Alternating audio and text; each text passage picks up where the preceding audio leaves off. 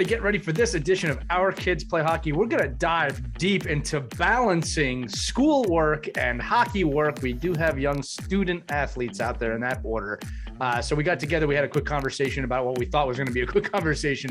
It turned into a little bit longer than that, but got to let you know, once again, this episode's being powered by Hockey Wraparound. Check them out at hockeywraparound.com and use the code OKPH to get 20% off your order on that website. Again, the Hockey Wraparound is a really great device for training. The season's coming up. If you just got your kid a new hockey stick, whether it's $200, $300, this device protects the blade of the stick when they use it outside. So they can practice with their game stick, practice with the stick you bought them without fear of damaging that stick. So check it out again, hockeywraparound.com. Use the code OKPH at checkout to get 20% off your order. If you have any questions, feel free to contact us. Otherwise, enjoy this edition of Our Kids Play Hockey.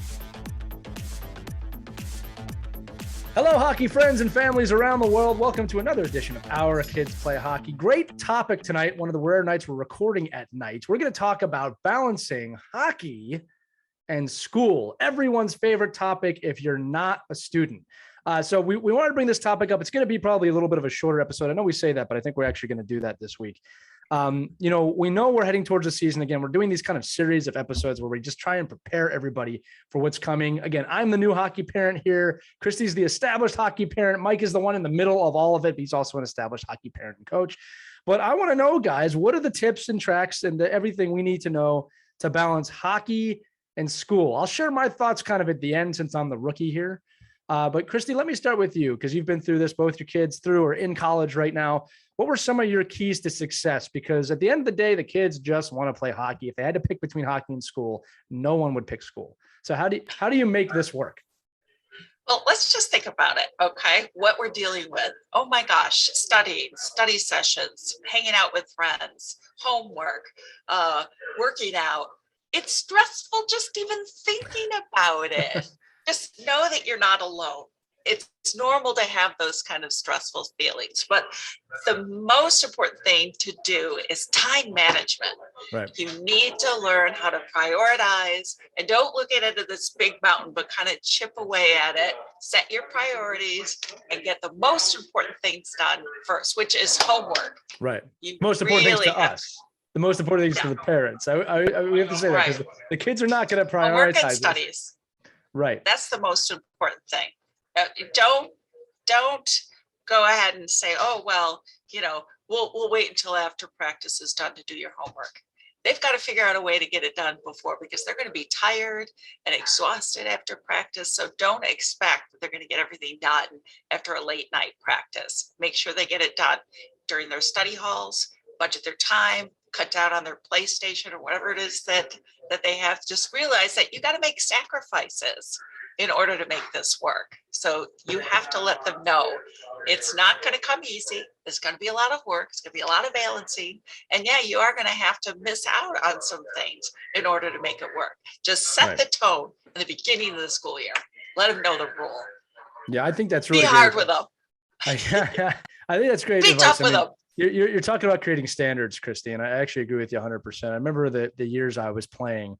I was not the best high school student. I ended up being better in college because I had more time, but my parents did set standards for me. And when they did do that, I had better years. So just for everybody listening, Christie, you do sound wonderful, but I want everybody listening to the podcast to know that Christie is joining us live from her newsroom in Syracuse, New York. If you're watching this, you can see the newsroom literally behind her. But if you hear anything else, like a little chatter behind and the audio version of this, that's what you're hearing. So let me turn it to you, Mike.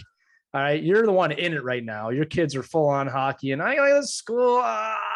So how do you, Dad Benelli? We're not talking to Coach Benelli right now. As Papa Benelli, as Big Man Benelli, whatever they call you. How do you? I don't think they call you any of those things. How do you balance school and hockey? I've been called much worse. I just delegate to my wife and she takes care of it. No, I think it's just, I really. We'll send this episode to her to confirm that, by the way. Best answer ever. Because like, the women rule. They do have school, they do have school. So, I think to all of our episodes, I think it really comes back down to hockey is a very demanding sport. Trying to find a way to manage that time, set your standards, set that time limit, set time, put time away just like our nutrition episodes, just like our training episodes. It's all part of the development of the athlete, right? And I think depending on what age you're with the younger kids, it's just establishing habits. With the older kids, 13, 14, 15, there's a lot of pieces that go into play of educating them about how important education is. And I think if we can convey that to our younger players, that you're building a good base and good habits, and I think making sure, that you have organizations and coaches that buy into that as well, because, let's face it, when you call in on a Friday and Christie Cassiano Burns sends the note in on Friday saying, "Oh, my daughter's not feeling well. She's not going to be in school on Friday." The nurse goes, "Oh, tournament this weekend? Going to another tournament." So I think it's they're on to you. They know. So maybe the one advice is, like, my son 2 years ago had a teacher that was a hockey parent, so that really helped. But I think it really does come down to knowing the age group, establishing good habits. I think building off of that is just understanding why education and sports is so important. Just like our episode with Coach Gosick, that it all leads to a bigger picture at the end of the day, and they can work together, but neither one can work alone. Right. I feel like when I do stuff like this, Christy, did you have something to say? Sorry, I saw you. I was just saying, it's really important. Everything that you said, Mike, and it's so important for the kids to learn this at an early age, because they're going to carry this with them throughout their academic career and well into college. So if they get really good at balancing their time and figuring out how to succeed at school and in sports, that's going to be so valuable. It will, really pay off, especially when they're in a more pressured situation in college. I see that with my own daughter. I mean, she's really good at figuring out what she's got to get done and when in order to make it all work. It's like having two jobs, really, school and athletic career. For sure. One of the things, guys, when I think about this, kind of the new parent, or as someone who, like, I remember being in school, I remember being really frustrated with school. You got to look at it a few ways, but I want to reverse engineer it, because there's some things I realized in college that made me more successful at the academic side that I wish I had known in high school or even as a little bit younger. So first and foremost, look, there's always going to be the kids that are just great at school and they do well and they get their homework done. And honestly, if you're the parent of a kid like that, I mean this, God bless you. That's awesome. I think that's phenomenal. I can't imagine the comfort that must bring to a parent that their kid's just doing great in school with really no push. But that wasn't me in high school. I had to be pushed a lot. Again, I wasn't like an F student or anything. I mean, I did okay, but I'd rather be playing hockey. That was my attitude through all of high school. I'd rather be on the ice right now than here. Now, as I said, when I got to college, I really thrived academically. And what I chalk that up to is a few things. One, and the third one's the key one, but one is that half of my classes were in my major of broadcasting. I know it's hard to believe I had a broadcasting background with all I do. But one of the things was I loved half my classes. I was enjoying what I was learning. That made it easy, right? Two was that I wasn't there for 5-6 hours straight, right? Classes in college are spread out. You make your own schedule. It was just, for me personally, a better environment. I know plenty of kids who go to college that love the 5 hours straight. That's what they want. That's just my personal preference. The third key, and this is the reverse engineering, is that when I played at the university level, you have to do good at school to play. You have to. You do not have a choice.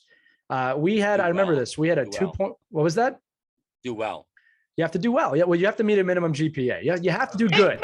You have to do good. I was just joking. You have to do okay. No, yeah, it's actually a good point for me, the literary person.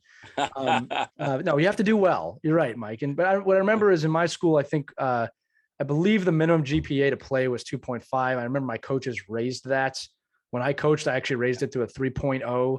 And if you got like between a 3.0 and a 2.8, we had to have a conversation. So higher standards, right? And in high school, unless you're playing for your school team, club teams don't worry about that, right? That's not their problem. That's for the parents. So one of the things that my parents always told me in high school, and this is, I do actually give them credit for this, because it is one of the reasons I did, get through high school, was that if you don't do well in school, you're not going to play. It's that simple. And they held firm on that. If anything was buckling, they would threaten to take hockey away from me. At the time, it seemed really unfair. But as an adult, as a parent now, absolutely the right thing to say, absolutely the right thing to do. That was the right choice for them to take.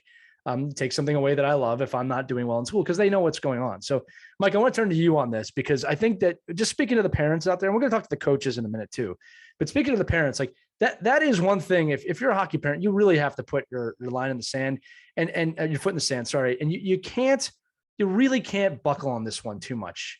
If your kid's the star of the team and he's flunking or getting D's, what's more important, right? Like, you really have to ask that question. And it's like, the truth is this: is academics. Doesn't matter who your kid is, right? Mike, go ahead. Yeah, well, it's such a balancing act, and I struggle with this all the time with great players, mediocre players, poor players that are good teammates, that the thing they love the most, and you take it away, sometimes it's counter, it even dives them deeper into right. That's fair. Not doing well. And now they go, oh, well, then if there's not that, then there's nothing. Like, they're like, I think that, so I think it really starts early on. And if you have students and, children that struggle, it's finding ways. And I'm terrible at this. I mean, there's no doubt about it that my wife takes the reins on that piece of understanding that, you just like I want to sit down and work on stick handling with the boys in the driveway, she needs to sit down and work on good habits of, the one thing I will say is, like, even I've been lucky with my kids, they love reading and they love being read too, but all the other components of academics, I wasn't a strong academic student. And I think, and I don't know if I at the time valued the core that I needed to have in order to keep succeeding in life. And I think that's where she comes in, where, if you can find that the ability to build those good foundations, and just like anything else, make it fun somehow. We talked about it in the video game series, right? Maybe you got to sit down and do homework with your kid and embrace the struggle. And, my son jokes, one of my sons jokes around me all the time, just because he knows I was a poor student, because, certain people in my family remind him of that. And he's a great student. And, it's hard for me to preach when I wasn't in those shoes. So sometimes you need those other people to help. But I think, going back to the hockey component of this, making sure, this is that one of those things, and Christie talked about this at the beginning of our whole relationship in this podcast, was making sure you find the right team and the right coach and somebody that's going to support you in your efforts. So if you say, listen, Johnny can't make it to practice tonight or a game, I know you feel like he's punishing the team, but this is for him. And me as a coach, I'm like, oh, he's just hurting his teammates, and it's not, that's wrong. It's no, this is the time we can teach this.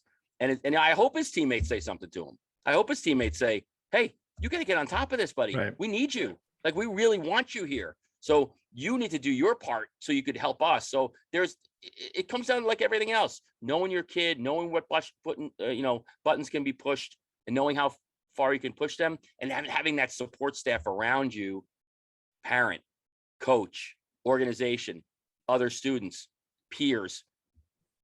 It's all, and that's what's, in a nutshell, that's what's great about athletics, right? And that's great about having your kids involved in sports, is that you hope you get all those things. And the end product is, a strong person. And if they're strong academically, great. Another good lesson, I think, to teach your kids early on, and it's our number one enemy. What is it, guys? Procrastination.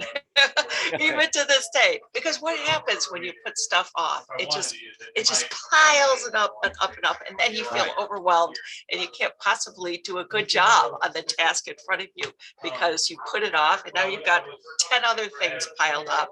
So really, I think it's really good in the beginning of the school year to make sure your kid's got a science project. Okay, it's due in 2 weeks. Don't wait until the Thursday night before it's due to have mom go out and get you the poster board so you can do it that night. You're going to do a sloppy job. You're going to get a D on it because it's going to be stinky because you didn't spend any time on it. And everybody's angry and frustrated. And what happens? You waited until the last minute. Oh, that would drive me crazy. You knew about this project 2 weeks ago and you're just doing it now. You got to set the rules right from the beginning of the school year. Do not put anything off, especially during the hockey season. Yeah, I mean, Christie, there's no way you can balance everything. Because Christie, we do that now, right? We do that with shin guards with our kids. Sure. We just did it. We just talked about this. We just make sure 3 weeks ahead of time, check the shin guards, check the glove size, check your skate size, be prepared. same thing, right? Yeah. School's starting up. Yeah. And I know my wife, we go over the checklist and, now it's getting longer and longer and longer. I'm like, holy crap, what don't they, do they get anything at school? Yeah. But we just go over everything and we say, okay, you got to get this, you got to have this, you have to have this, you have to be prepared for this. And it all is for the success of the students. Yeah. And yeah. I don't know. And I would always check on what their assignments were just to make sure that we were all on the same page, because that would drive me crazy when the night before they say, Mom, my science project is due tomorrow. Can we go to Staples and get the poster for it? It's like, you knew about this for 2 weeks. So I stopped trusting them, and I spy and I check on, I used to check on everything so that I know. We've all heard that joke. A teenager's lying, right? Yeah, they open their mouths, they speak. Right? So that was me. Like that was like my son. He gave me the old, oh no, I did my homework on the bus. Yeah, right. Oh, you got your homework done on the bus for getting out of school. I just love that. No, you didn't. You didn't. Listen, liar. Let me throw a few things in here, because like one of the things that I love about today is the technology, and one of the things I've seen recently from other parents. Again, I'm going to be getting into this soon. Is parents have pretty much more access than ever before to what's going on in the school through apps, and I was blown away by a cousin of mine. Showed me all of her daughters, everything when it was due, all of her grades up to the second. Right. Yeah, I was blown away by that. You can't even find out what they're eating if they're eating lunch. Look, first thing I'm going to say is thank Gretzky that didn't exist when I was in school, because I would have gotten in trouble quite a bit. The next thing I'm going to say is that, look, this is something I've come to understand as I got older and became a parent. And Christie, this actually goes right to your story of the procrastination.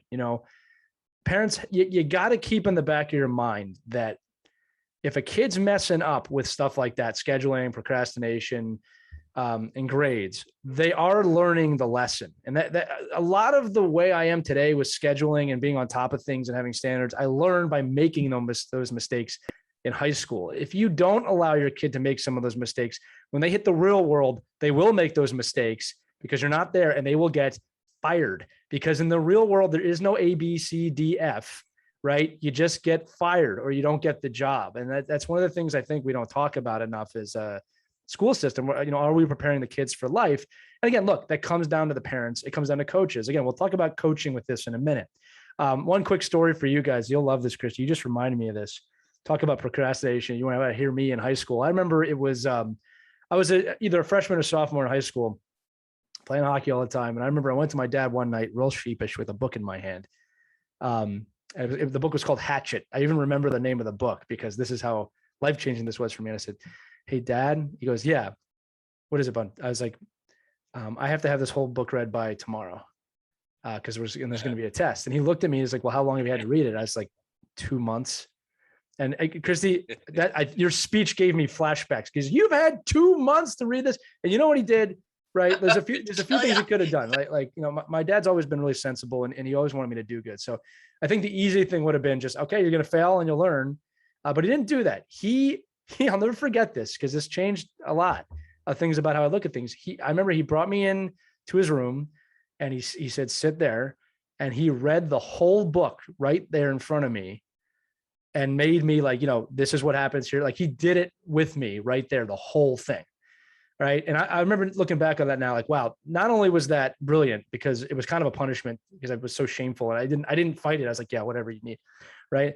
But looking back on that now as a father, like, wow, for him to stop everything he was doing, take a few hours to read this book to me. By the way, the book was really good. I should have read it. And then reading it to me, I aced the test the next day. And like the message was kind of, like never again. Like, don't ever do this again. I'll help you this one time. And I got the message, right? But I think about all the lessons I learned in high school about procrastinating. If you break the window glass on the garage, you're going to fix it. So these are all opportunities for you as a parent. And when it comes to school, I think the biggest message as a parent that I want to share, and parents, your kids are going to get this if they play college sports. They're going to get this, is that the athletic side, the sport, is the reward for doing well in school. Student athlete at the high school level and the collegiate level and anything in between that, student athlete. You can tell your kids, you can reference our episode with Ed Gosick. You are not going to get to play the sport you love if you do not put the education first. And my parents were adamant with me that if you do not do the schooling right, you will not play hockey. I don't care how much you love it. And they were absolutely right to do that. It was painful at times. And I know now as a parent, that must have hurt them to do it. It's never easy to berate your kids. I don't think so. So maybe sometimes it is, depending on what's going on. But my point is like, that was, in my opinion, I'm fortunate to have parents that did that. They made that very, very clear to me. And again, look, I wasn't an A student in high school at all, but it got me to the point I needed to be to succeed, got to college, the rest is history. But hockey or sport is a reward for doing well in school. When that clicked for me, it was a lot easier to do it. The other thing, and then I'll throw it back to you two for final thoughts from the parent point of view, was, what I didn't realize in high school, and I'll preface this with this, guys. I'm not even sure I would have understood this fully if this had happened. Okay. But I know that it would have affected me later on. Right. I didn't learn until too late in life that I could apply the skills I was learning in hockey and bringing to hockey to other things. So the work ethic, how hard I was working at hockey, the way I played, the way I went into faceoffs, the way I went into the corners. I wish someone had used those as metaphors more of, okay, in high school, you're dealing with this pubescent situation, which is really hard, whatever it is, right? What would you do in a game if you were in a corner, right? How would you approach that? It didn't click for me until I was in my late 20s that like, hey, you can apply those skills to business, to writing, to everything, friendships, relationships. Even if I didn't apply them when I was 14 or 15, just hearing that probably would have been a good message to have, right? So again, sport is the reward for doing well in school. And if you love sport, you can apply the lessons, the hard work, the everything to school. You guys have thoughts on it? Absolutely. That's what it's all about. You nailed it. Thank you. Thank you. I appreciate it, my friend. I really want to emphasize the importance of getting organized. Make lists, get a calendar, prioritize. Organization is really key to survival during the hockey season. Yeah, if you're not organized, you're all over. Start early, because once you get that routine established, it's easy to follow it. By early, right? Right now, you're listening to this podcast right now. Do it right now. Now. This is the time. Get yourselves a calendar. Get yourselves a list. Sit down with your kids. Explain to them the importance of school comes first, and then we'll fit everything else. Nutrition too. You got to make sure that you're feeding your kids proper fuel during the week too, because they're going to be dragging because it's busy. It is busy trying to balance everything. If you don't have the right fuel for all of you, even yourself, making sure you're eating right too, moms and dads. Right. That's important too. Yeah. Get good coffee, right? Don't get the crappy coffee. Get the good coffee. Don't go to the rink. Don't treat yourself with the best coffee you can find. No, Christie, I think it's important. You are saying this, that, and Mike, they'll actually help us segue into coaching a little bit too. Cause like you have to start this early. You can't do this 3/4 of the way through the school year when the grades are dropping off. You set the standard immediately before the school year starts, or as it's starting of, this is how we're doing it this year, and then maintain it. Right. If your kid's grades slowly drop, it's not going to work. Right. That it might be too late at that point. It's hard to reverse. So if you start off with the right mindset and the right path, you're going to be able to stay on that a lot better than in the middle of the season say, what are we doing wrong? And try to backtrack and fix everything. Right. So set the course so you don't have to adjust your sails in the middle of the season. Mike, your thoughts?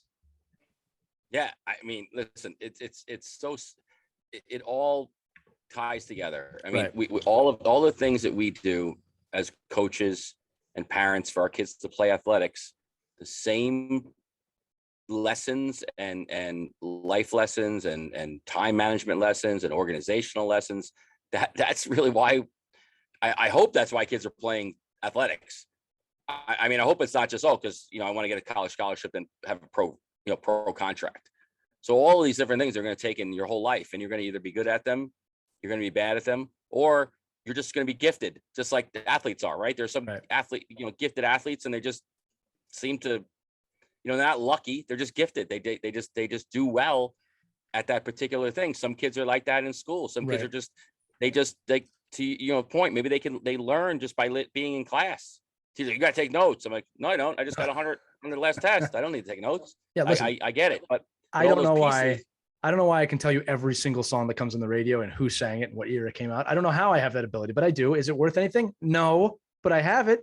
Yeah. Go ahead, Be an Mike. Sorry. MTV DJ. Maybe it could be an MTV Yeah, I'm DJ. 30 back years then. too late on that train, bud. Yeah.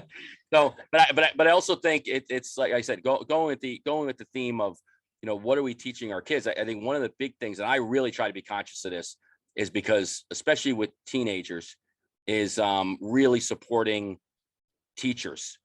And that teacher stinks. They don't know what they're doing. They're so stupid. I'm like, no. There's your teacher. He clearly knows what they're doing, even if maybe they don't. And we've opened up Doesn't a window. matter. We've opened up a window to teachers, right? Because we're sometimes, depending on who you are, you're in the class with them right now, in wherever location you might be, on Zoom, and in the kitchen and in the living room. So I think that support is the same way. I don't want, just as like you don't want to be in the car ripping your coach apart, it only hurts you. So when you're allowing your son or daughter to rip that teacher apart and not support that teacher, it ultimately only hurts them. Well, the teacher doesn't care. Look, the teacher just says, I'm teaching 30 kids. You're the one with the problem. So I think you need to find, right. And then, obviously if there's egregious things happening, you step in. But if it's just a matter of, I don't agree with that teacher. Okay, well then let's have a debate about that. But Right. don't tell me they don't know what they're doing. I just saw her. She just graduated from, from Duke University with a doctorate or whatever. I think she knows what she's doing. It's the same thing with coaching. Support those teachers, because when they go to school, they're going to know you're not supporting. The teachers know you're not supporting them, Right. because they're going to hear it in their son, and they're going to hear it in their students' mouths. Right. And make sure your kids know that you can go to the teacher for help, explain to them your situation. Right. And so many times my kids have done that. And the teachers will say, okay, you can turn in your project Monday, Right. but you've got to do this for extra credit. Or, let's make sure we could take the test early. They've been so good about working with the hockey kids. Right. And then they show up at the games, which is even Right. better. Well, Christie, I'll take they this. become fans. This is a great point you're bringing up, both of you. I'll tell you a few things, and parents are going to love this stuff. Great messages to give your kids. They're complaining about the teachers. Let's talk about life lessons. You are inevitably, as a person, going to have a boss that sucks at some point in your life. All right. How are you going to deal with that?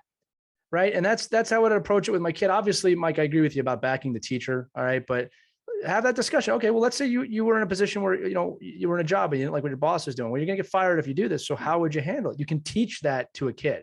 Parents, it's too soon for that. Never too soon. That's number one. Number two, here's a tip for all parents and kids. And I have done this to miraculous results my entire academic career. Tell your child, no matter what the grade is, on the first day of school, to go up to the teacher, shake their hand, and tell them your name. Hello, Miss Kowalski. My name is Lee Elias. I'm excited to be in your class. 2 reasons why you want to do that. 1, right thing to do, teaches you how to be a grown-up, very professional. Number 2, this is the one that people want to hear. There is an incredible statistic, and I'm sorry I can't quote it right now, that when you do that, you are almost guaranteed to pass the class just by doing that, because the teacher knows your name. All right. By the way, it's not as simple as they know your name, they pass you. What ends up happening is that teacher tends to endear themselves to that student and stays on top of them throughout the school year. Okay. Well, and if you're teaching that to your kid, you're probably have a kid that's going to excel, right? If you have if your kid's smart enough to take that advice. And Well, Mike, I did it, and I wouldn't say I excelled, but I did pass all of my classes. Well, what I mean is they're gonna do better than they would have. Right. And Exactly. I think that, but is that the same as right now? I can name every single kid that says thank you to me Right. after a clinic. And There you go. Every kid. There's I your know proof them. right there. I know who they are. I know how much I want to support them. I want to Right. go out of my way for them to be successful. The same thing with a teacher. You don't have to be and it's really hard, right, with young kids, because Right. you end up being, oh, you're a teacher's pet, or you're trying to, I don't even know that, I don't want to say the wrong terms, but you're buttering up to the teacher, and it's not right. But it's not buttering up. It's being a human being that wants to engage with another human being, Right. and say, I'm here, I'm in your class, I'm engaged, and I want to learn. Right. That's what it says to me. It's so It's like, important. It's so important yep, to do it. And again, this is one of those things as a parent, I'll say, I don't really care if the kid thinks it's weird at first. I'm just talking the first day, just do it the first day. You don't have to do it every day. Just do it the right. first day. You know, Mike, you're bringing up another great point too. And Christy, I'd love to get your thoughts on this too. Just a little bit for the kids here. I think it's important to remember this. And I coach a lot of parents on this myself is, look, when your kid gets to that pubescent age, you know, we'll just say 12 to 18. All right. They're going to have 12 to 18-year-old problems. And this is what I always say to parents. The problems typically are very silly, but they have a right to their 12 to 15 to 17 to 18-year-old problems. They have every right to have those problems. I had those problems, right? We all had those problems. And it can be very hard as a parent to be empathetic towards those problems. So again, yes, most of them are ridiculous. Not all of them, but most of them are ridiculous. But affirm with them. I used to tell kids, you have a right to your 17-year-old problems. I had those problems, right? And you'll see later on in life, they're silly, but you have to be able to have that conversation with your kids. And you got to know that no kid I've ever met in my life, ever, whether I'm coaching them or with them or was one, ever responded well to the just you wait till you're my age and you got to work 9 to 5. No kid has ever responded to that in a positive way. Ever. You know why? Because they don't use that care. this morning. That's not going to work, Mike. Don't use it again. Go ahead. Christy, I'd love your thoughts on this. I would always tell my children whenever they went through the teen angst, this too shall pass. That's all I would say. And then they would figure it out. And it would. Christy, what if I'm still having that teen angst now? No, I'm just kidding. This too shall pass. Absolutely. I think that's, you know, that's hard for, I know you use the word, you know, we're not empathetic to that. And I definitely fall into that category. I'm like, come on. I mean, how bad can it be? You know what, you're going to get made fun of for, you know, this, come on. And then, but they do. And I think it's even worse now because it stays with you forever. Like if a kid takes a picture of you in the class, you know, being nice to a teacher or talking to somebody the wrong way or the right way, it just lasts for so much longer. And it just could get so much nastier. And I think, you know, but I think there's, you know, find the ways for your kids to be supportive. And, you know, one of the things too, once you do this as well, and I found this at the high school and college level, especially with my athletes, and Coach Gosick brought this up with his athletes, they sit in the front row.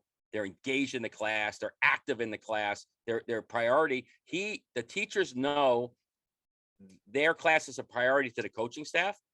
And at the same time, the teachers know how hard it is to be a student athlete. And when you engage with those teachers, you're going to be able to get I'm getting off the bus at 11:30 on Tuesday night. I know we have a quiz on Wednesday. Can I take it later in the day? Or can I take it now? And then be proactive in those kind of things. Don't wait till after it's happened and then start saying, oh, I'm so tired because I had 18 games this weekend in a tournament. You know, go into the weekend knowing that, okay, I already talked to my teacher. He or she understands that, because a lot of teachers really respect the fact that these kids are so committed to their craft. Right. And a lot of teachers were athletes. They know. Right. They just say, "Oh my God, are you playing another tournament?" And it is. They're human beings. They understand that your life doesn't revolve around going home, opening up a book for 5 hours, and going to bed on time, and then eating a nutritious meal in the morning, and getting up and getting on the bus again. There's a lot going on. But if you communicate that and bring those, you know, teachers into your lives, and I think Lee brought it up especially at the high school level. If you're in a prep school, those teachers are all there. They're in the stands. They're at the games. They're with the student body, and there's nothing better than supporting a kid that's supporting you. Right. Once in a while, you are going to get the teacher that says too bad, and once in a while that happens. But the kids will figure that out. Always be a good ear for your kids. I say that sincerely, but listen to them. Don't just sit there and let them talk, but really listen. You can really pick up little nuances as to what they're saying, and you can help them. Then always make them feel like they can come to you. You're not going to judge them, and you're just going to be that person they can always turn to. That's really important.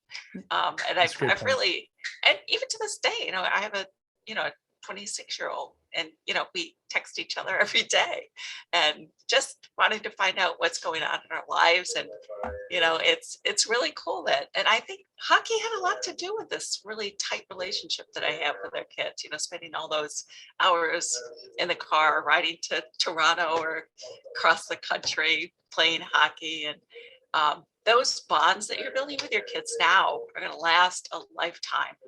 And it's so wonderful. So treasure these time, parents, and also realize that. And a lot of parents say, oh, this is too stressful, I can't handle it, we're just going to quit sports. But don't forget that sports can really teach our kids a lot of lessons.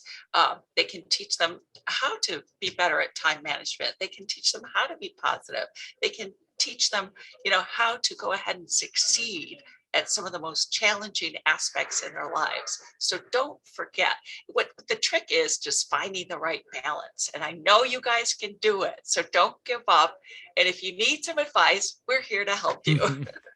We 100%. Plus, if they're really good, they're gonna make a lot of money. So who cares, really? Oh, I forgot about that. Hey, if there's any sponsors out there, I got a daughter in college, so if you want somebody to sponsor your hockey gear, she's willing to give her likeness and the image now. You can do that now with the NCAA rules. They'll help pay for tuition.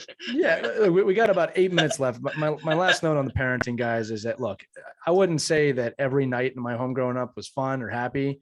I had great parents, and most days were, but I can tell you this, I always felt safe at my home, always felt safe. And I think that that's the key from a parenting side when it comes to the school years. Make sure your kid feels safe at home. And I will tell you this now from my own work experience, there are a lot of kids that do not feel safe in their own home, and going home is a miserable time for them. And school is actually their escape from that. So just know that if you're a parent out there, you're making your home safe for your kids. They know they're loved. You're doing a great job, no matter what you think. Now, just spending a few minutes on coaching, Mike, because this is a little bit of a shorter topic, but obviously, again, excluding collegiate athletes here and excluding high school teams and school teams that all have a GPA requirement.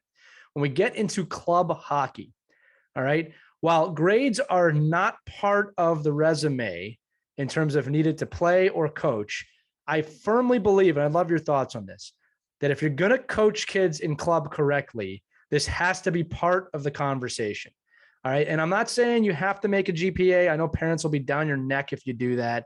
But I do think if you're going to be an effective youth coach, you need to be preaching do well in school, maybe even making team times for your club team to do homework together before practice. Sometimes I had a team that did that one year. I found that to be beneficial. I was with my friends. I was away from school.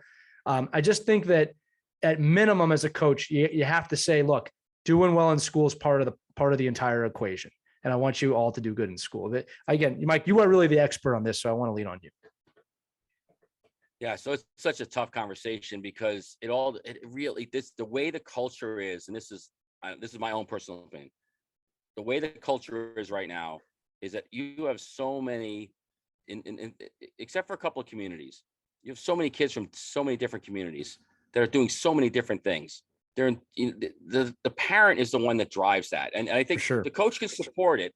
Yeah, but I think to when coaches start mandating academics, because then it's really like, I was always a gray area guy because I don't know what your student athlete can do. I don't know if they struggle or not. I don't want a kid that is so good academically at the youth level, 10, 9, 11 years old. I'm not talking about high school kids or kids that could be together. And when I coached prep school and high school, there was study halls. There were times where you had peer help. The kids on the team knew, well, I'm going to help this kid. I'm going to help them because they're struggling, or they're great in this subject, I'm good in this subject. We're going to collaborate on that. Like, there's a time and a place for that. But at the youth level, honestly, I think for a coach to lay another layer of that for a youth coach to say, now they can help educate, and they can say, why it's important. And that's a conversation I would have with the parents. Right. Say, I'm supporting you 100%. Like, if you don't ever think that you disciplining your child because of academics is going to affect my view of how much they play. Like, I'm here to support you. So, because some parents will be like, we can't suspend our own kid because then the coach is going to take it out on the kid. Right. Because then they're like, you're hurting the coach's record. So just be aware of that conversation, because I do think there's an obligation for coaches to say, I'm here to support you as a parent, and I want to do whatever I can to support you. If one of those things is, because players do this all the time, right? It's just like mom and dad. I ask dad and he says no. And then I ask mom and she says yes. And then she finds out later that dad said no. And then, now there's all kinds of problems. Same thing with the coach, right? The coach can be like, I don't care if you play or not. I mean, I don't care what your grades are. How does that affect me? I don't even know what school you go to. You know what I mean? So in that case, it's just a matter of laying out there and saying, I provide the support for you as a parent to use me as a conduit to help you put your son or daughter on the right path academically. That's the only thing I could say as a coach. Yeah, you support the parents at the youth level. Yes, you support the parent. I think that's exactly my attitude. Is like, look, I don't think club coaches could even put in a GPA standard if they wanted to. I think that would actually be. I don't think it's their place to do that. Right? It's in as strong as we talked about it. That's not a club coach's place to do that. Not to mention, parents will just be an upper, and parents would have a right to be. It's not the coach's job to do that. But there's so many variables too. I mean, I've had plenty of parents say, "Listen, my kid's going to take over my plumbing business. That's what he's going to be. I don't care what grades he has. He's going to be the best plumber in Nassau County. What do I care what. So, but and then me, I always like, well, doesn't he have to learn how to account for the books and make sure he's not getting money stolen from him and measure pipes so that they work right. And then you always get the wise guy that will say, well, no, he has other people to do that. Right. But but the thing is, it's just a matter, I think it comes, like we said at the beginning, it all depends on the age you're teaching and coaching. But I think ultimately it's your ability to support the parent. Right. It probably goes back to every conversation we've had in 30 some odd episodes of, communicate. Yeah. And, be a part of the player and know who the player is, know who the parent is, and know that you're supporting them. Right. And again, I just to reiterate, I think at the club level, a coach's or coaching staff's ability to support the parents in the pursuit of education is the key. Right. I remember youth club coaches saying, hey, how's school going? That's it. That was the extent of it. But I remember it. Right. Oh, they actually care about this. Right. Last thing I'll say, then Christie, I'll throw it to you for final thoughts too, is, look, there's always the parents out there, and God bless these people, but they say, well, my kid's going to go all the way when their kid's 6, 7, 8. And look, honestly, I hope they do. I'm not rooting against anybody, but this is what you have to know. 2 things on that. 1, 95% of pro players, especially at the NHL level, even the ones I've met, they are incredibly intelligent people, incredibly intelligent. Thinking of one right now, his academics are off the chart. All right. The second one is this. The pro players that maybe aren't as intelligent but are unbelievably gifted were plucked from school when they were 11 or 12 years old. All right. Now I'm not trying to discourage anybody. There are late bloomers. There's a lot of factors that go into this. The point that I'm trying to make is that in either of those 2 categories, you need to get a good education, because if you're going to be a top player, you need to be intelligent. Right. And if your kid hasn't been plucked out at 12 years old, in which case you should still be doing well at school, because the U.S. development program all has school requirements, they have to do well in school. There are not many roads that lead to professional hockey or high level hockey where academics are not involved. There are exceptions, but there's not many of them. Christie. Yeah. And I see it with my own kids. They got so much value out of learning early the importance of prioritizing school and balancing school and sports. And we have so many great memories as a family because, I'm glad it all worked out. It worked great. And a lot of it came from early advice early on in our hockey journey of what to do and how to prioritize and how to really get the right mindset on what's important for your kids, and making sure the kids understood that too. I never pushed them because they were self-motivated. I never had to tell them, go practice, go do your homework. I guided them, and we kind of made it clear. We set the rules early on. Hey, you're flunking out of school, you lose hockey. It's gone off the table. And that always got them energized and motivated to want to make sure that they succeeded at school, which they knew was their priority. And it's a great journey. And just don't stress so much about everything. So, and just enjoy the moments. These are really special times with your kids. And don't ever forget that, because in the blink of an eye, you're going to have a kid that's 26 years old with a dog and a girlfriend in an apartment. And you're going to have a girl playing college hockey, just in the blink of an eye. So yeah, enjoy the journey. I can't wait till 20 years from now when we're still doing this show and my kids are out of college at that point. But no, good. Mike, your final thoughts. Yeah, I mean, just to echo Chrissy, it's just one of those things where if you can establish good base of good habits and a good attitude towards school, be supportive of school, even if you weren't good at school or don't like school or think that, there's like a Common Core or whatever, whatever it is, whatever your disgruntlement is, just make sure you remember that when you send your kids on the bus, that, your objective is for them to have a great day and to want to learn and be a learner. And if you set them up ahead of time not to be a learner, it's going to be hard for them to learn. And it's the same thing in hockey. If you go to the rink and the first thing you say when you kick them out of the car is, good luck with that, coach, again today. I'm sure you're going to have a crappy practice. What do you think that kid's going to have? Whenever he's going to do the same drill again, for the 15th time. If that's how you're going to set it up, that's what you're going to get. And I think, be involved. To Christy's point, talk to your kids, encourage your kids, find way, if they like certain academic pieces. I know we're going through it now with my son, who's now getting to pick actually, when in high school courses you'd like to take and the direction you want to go. I know I want to influence that a little bit, right? But you just like everything else, it's just you gotta say, well, here's the pros and the cons of doing it. Don't remember, this is the time this is going to take, and this is the time this is going to take. The bottom line is we're going to follow through with it, no matter what it is. So when you pick it, make sure that we know there's an end game, and and have fun with it, and just embrace that learning process. And I think that goes for anything in life. It's a great point, Mike. I'll say this as well, Mike. One more metaphor for you. There's a great saying that if you're going skiing through the forest, you don't say watch out for the trees, because then you're going to hit a tree, right? You say follow the path. You can use that metaphor with school too. You don't go, don't screw up at practice today. Don't screw up at school today, because they're going to screw up. Do well. Last message from me before we jump off.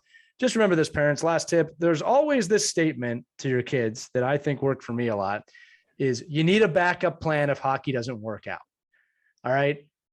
Education's never the backup plan typically, but I love that my parents always said that to me, because in my mind, hockey was going to work out. And they used to tell me, look, you just need a backup plan if hockey's not going to work out. And I remember thinking that's fair. I remember thinking that as a 16-year-old who knew everything, that's fair. I remember thinking that way. So that's going to do it for this edition of Our Kids Play Hockey. We hope you enjoyed it. Make sure to follow us, share us, subscribe to us, whatever you're doing. We're everywhere. OurKidsPlayHockey.com for more episodes, or listen to us wherever podcasts can be heard. For Mike Benelli and Christie Casciano-Burns, I'm Lee Elias. We will see you on the next edition of Our Kids Play Hockey. Have a great day, everybody.